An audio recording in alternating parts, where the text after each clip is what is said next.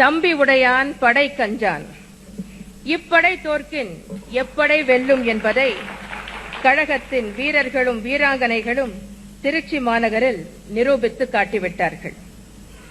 அத்தகைய லட்சிய உணர்வு மிக்க மாபெரும் படையின் தளபதிகளில் ஒருவராக திகழ்பவர்தான் அருமை சகோதரர் திரு கே.ஏ. செங்கோட்டையன் அவர்கள். ஆரம்ப காலத்திலிருந்தே கழகத்தில் தன்னை ஒரு தொண்டனாக இணைத்துக் கொண்டு அன்றைய காலகட்டத்தில் தொகுதி அமைப்பாளராக பொறுப்பேற்று படிப்படியாக உயர்ந்து பின்னர் மாவட்ட கழக செயலாளராகி தலைமை கழகத்திலும் அமைப்பு செயலாளர் என்ற பொறுப்பை அடைந்து இன்று கழக கொள்கை பரப்பு செயலாளர் என்கிற உயரிய பதவியை வகிக்கும் அளவுக்கு உயர்ந்துள்ளார்.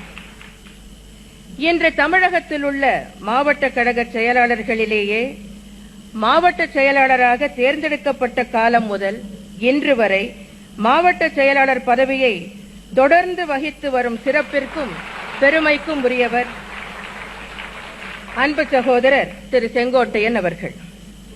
1977 ஆண்டு முதல் தொடர்ந்து சட்டமன்ற உறுப்பினராக இருந்து வந்துள்ளார்.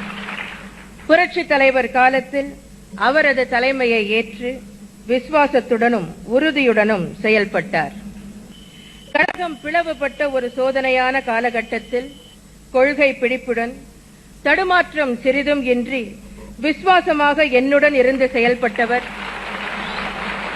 அன்பு சகோதரர் திரு செங்கோட்டையன் அவர்கள்.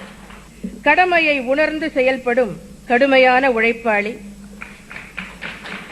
எத்தகைய கடினமான பணி என்றாலும் முகமலர்ச்சியோடு ஏற்று திறம்பட செய்து முடிக்கும் ஆற்றல் பெற்றவர். எப்போதும் சுறுசுறுப்பாக பணியாற்றுவதில் வல்லவர்.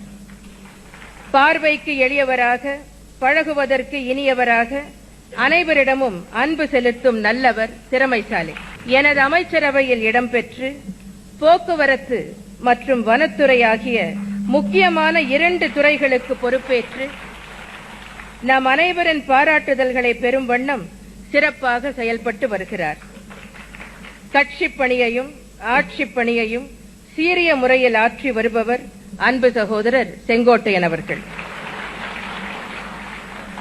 நகர்ந்து வருவது இமயமாகவே இருந்தாலும் அது தன் தலை மீதே கூட விழ நேரும் என்றாலும் துளி சலனத்திற்கோ சறுக்கலுக்கோ வழுக்கலுக்கோ இடம் கொடுக்காத கொள்கை உறுதியும் கொண்ட தலைமை மீது விசுவாசமும் உடையவராக இருந்ததால்தான்